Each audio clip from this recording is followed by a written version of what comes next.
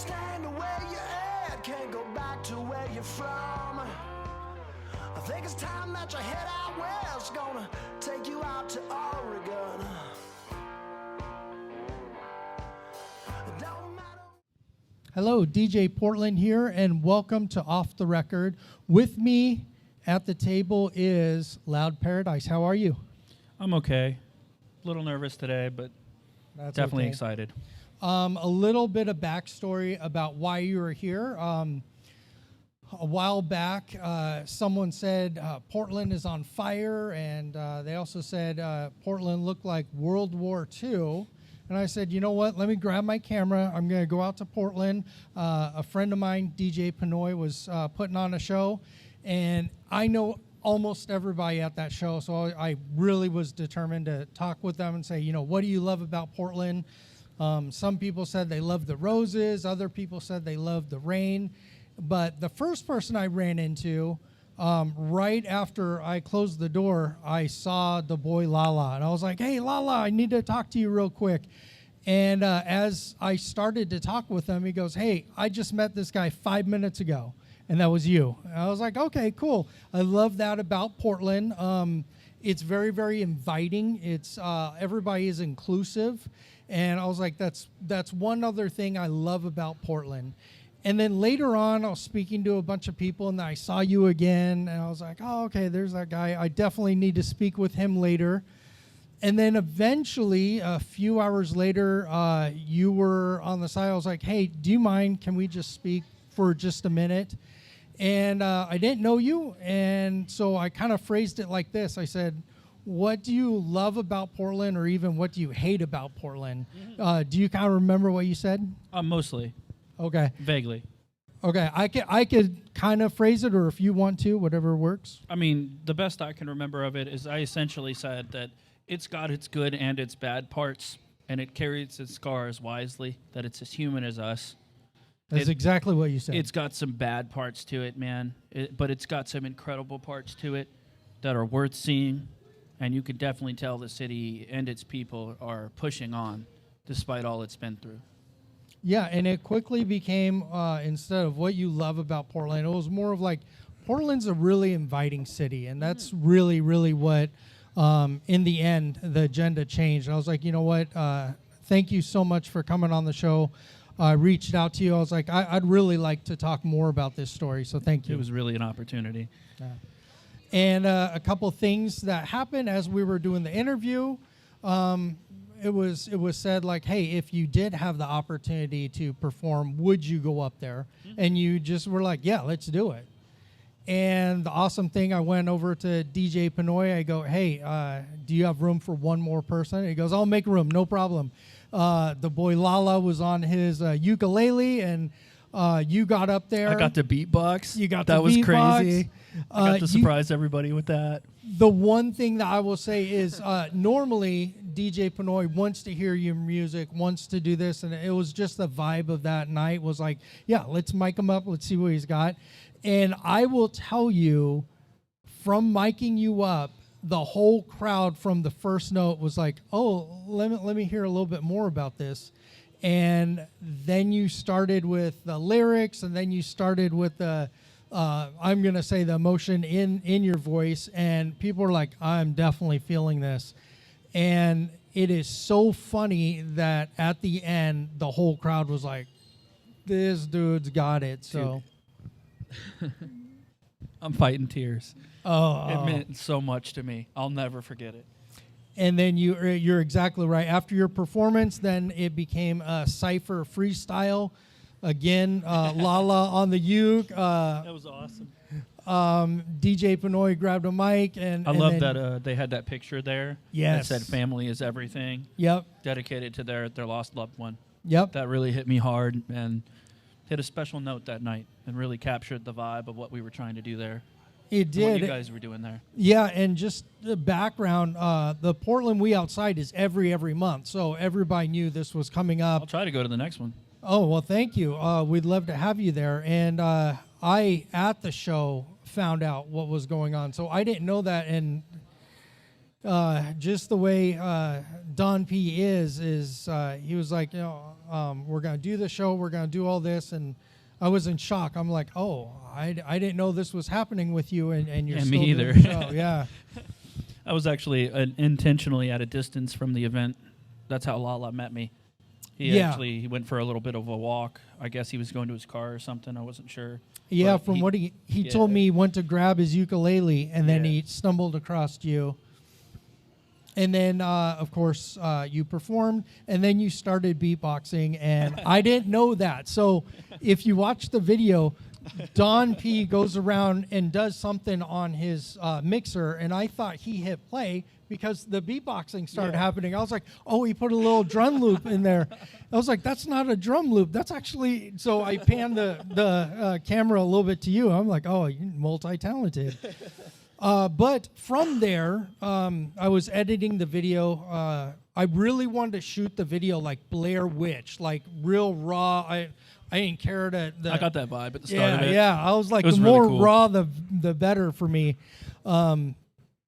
And then after all that, I was editing the video, and then kind of pieced out this part. I was like, oh yeah, I remember this. Oh yeah, and then the story, and then doing that.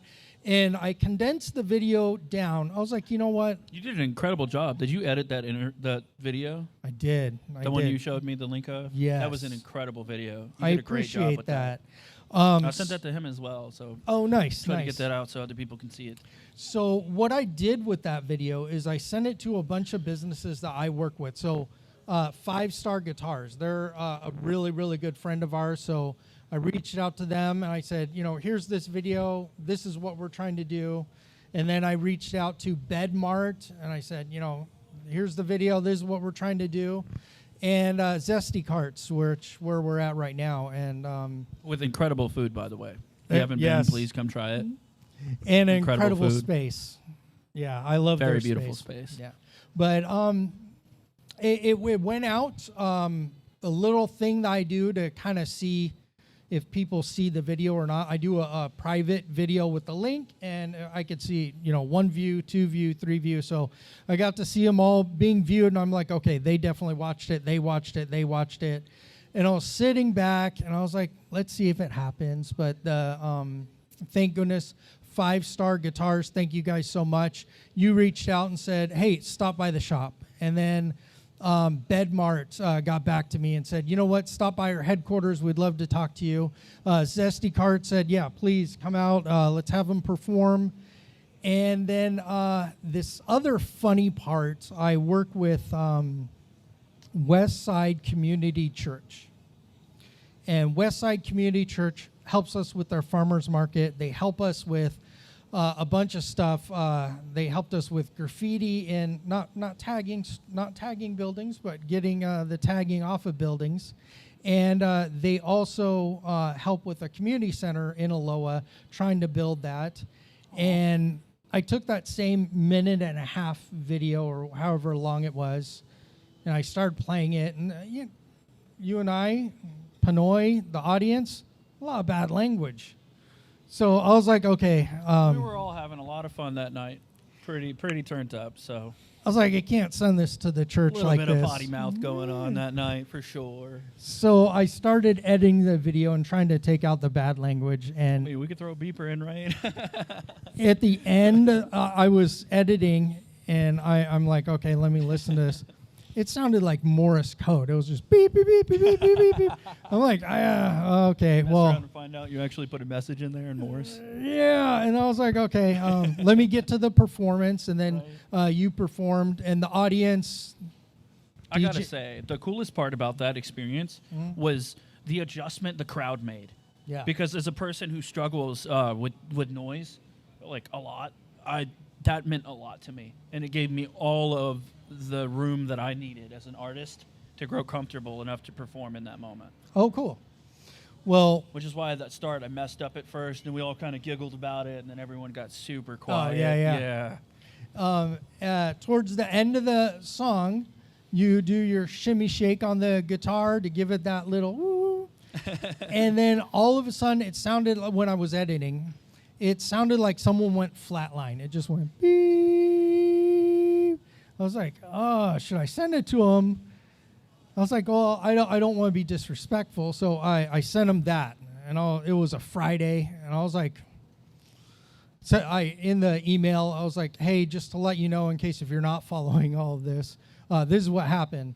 And then I saw on Saturday, he watched it. I was like, oh, cool. It'd be cool to get the church involved. And then I was like, but Saturday's kind of busy for them. And then Sunday, of course, it's very, very busy for them. And then Monday, everybody started coming back to me. BedMart was like, come to the headquarters and stuff like that. Mm-hmm. And then the church goes, we'd love to help. So I was like, this is so awesome. I felt the whole community. After you sent them the edited bleep version? Yeah. I felt the whole community was like, yeah, we'd love to do our part. So that's really cool. I'm going to show everybody what the community did, and we're going to have you perform that song. But I just want to thank you for changing the message that I wanted to give and changing it into something that was real and that was raw. And I was like, this is Portland. Real inviting, real. All those businesses saying that they want to help out. I mean, there was no, let's have a meeting and let's talk about it. No, it was like, none of this is pre-aligned. What can we do? And I was like, that is so awesome. So, but it all is. If you don't mind, can you tell us a little bit about your journey? Depends on where you want to start. I want to start at the beginning. Okay, we'll start in the middle. I mean, I can give you the shortened version if that makes time easier. And we're done. I know we don't have a lot of time, so I'll give you a shortened kind of version that I've prepared because I've told so many people through the years. So it all started when I was 8 months old. I was a wee little baby, and I got lucky, and I got the last name from adoption called Paradise. Now, unfortunately, as I grew up, I developed the ADHD and bipolar that I currently have. Therefore, as a kid, I wasn't exactly the calmest. I didn't exactly listen. This made it really difficult for the adopted parents I had, which is the main reason they ended up giving me up to DSS custody when I was 7 years old. They had 4 other kids at the time that they already had that they were own. Pardon me. They had 4 other kids at the time that were their own, and they adopted 4 others. I was the 4th they adopted, and I can't see it from their mind, but I can understand the justifications as a parent that they had to make in order to have peace and a healthy home, and I can't blame them for that because of that. And so when they gave me up, I went to my first group home kind of like situation up in York, South Carolina, and was there for about 2.5 years and kind of just bounced around in a bunch of situations like that growing up. By the time I was 18, I was so thankful and at the possibility of just being able to wander off and be free that I did. When I was in a group facility up in Conway, South Carolina, called Lighthouse Care Center, me and a couple of buddies had this idea to kick open the door and run away. They ran, I walked, and I got like 4 miles. They got like half a mile. That was the start of my wanderlust and my hitchhiking. That was when I knew, because I'd left and just kind of wandered on the interstate and walked, and it did this thing to my brain where I felt comfortable. I feel like it made me who I am today, all the crazy ups and downs of it, the good and the bad. And it made me hold on to all the good moments a lot stronger. It made me take moments like playing with you guys at that event. That was so awesome. And never let it go. Like, yeah. My brain is going to marinate with that for like the next 6 months, easily. I'm going to think about how cool that was, all the people that were there, being able to interact, the feedback. Yeah. Dude, I didn't expect all that positive feedback after playing. And there's probably a lot of conversation that you were not a part of, but after the show, yeah, I have to say, when I put out that video, a lot of people are like, man, I remember bumping into Loud. He was awesome. And it was just, it made me feel good that, that's the kind of community environment that we hope to deliver. I'm not gonna lie, man. It was tough, and because I didn't ever really have a solid home, but that fueled who I am today. It made me wander around, start hitchhiking and traveling, and when I was about 17, 18, I picked up the guitar and got super passionate about it. So that only increased as I traveled and played guitar. Did a lot of busking. I used to come to Portland a bunch. I've been here a bunch of different times, and I've busked over by the food carts over on 2nd Avenue downtown a bunch. Okay. Yeah, that was a real regular occurrence for me. But I got to say, man, hitchhiking was what made me who you're speaking to. I'm who I am because I traveled. Well, I got love matured, because of traveling. I love that about you. Some of the things that we've talked about, like how cool would that be just to travel in every different city and stuff like that. There's a part of like all of us that are like, that would be kind of cool. But then there is that rough parts in the winter, when it's raining and trying to struggle to get food. That's the reality. Yeah, it's got its tough parts, but I would pay a little bit of peace and I would pay a little bit of loneliness to be okay, and at a distance from drama and unhealthiness. Yeah. That's a small price to pay for learning to be safe and okay. Well, because of all of these businesses in the community, they were able to do a lot of stuff for you. But shout out to them, by the way. Shout out to the community of Portland for being caring and loving. It's honestly not what I expected at first. Yeah, I thank come you. from this from a warped perspective of thinking everyone really didn't care as much as they do. So, well, I also it's had really cool to see. when I'm sending out these emails, I'm like, what if nobody responds? Yeah, exactly. And we always to have that see doubt, all of them respond in such a positive way. Like nobody said no, they can't do anything. Matter of fact, one of them, and I'll not name who it was, but one of them is like, hey, I want my people to eat and I want others to eat too. I'm like, yeah that's awesome. Yeah. And, but anyways, the community or the businesses got together and they did a bunch of stuff, and we're going to be able to hear you play soon. But they were able to get you a guitar, but not only just a guitar with electronics. So what that means is if you reach out to farmers markets and food carts, and if they have a PA or something, you can actually plug in and you could perform over at those places, and hopefully, by this TV show, hopefully there are some other places around That's a here relief. that just reach out to you and say, hey, do you mind playing at our farmer's market or our place, and we'll pay you this much.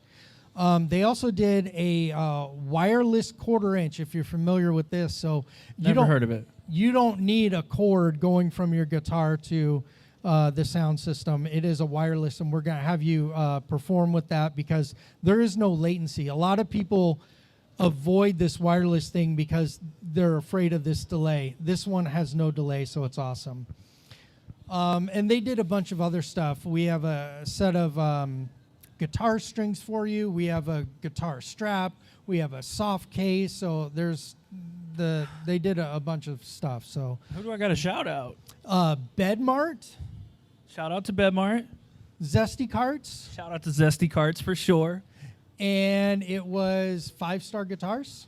Yeah. Shout out to 5-Star Guitar, man. Thank y'all. Thank you personally for the guitar and the love and the help. And Westside Community Church. Heck yeah. And thank you, Westside community. We Thank you, appreciate y'all. thank you.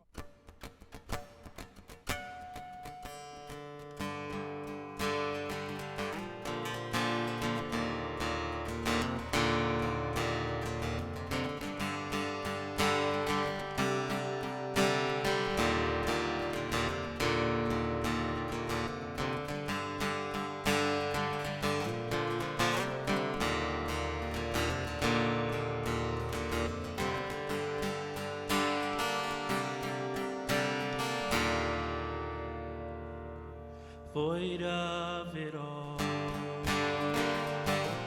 I will stand on ashes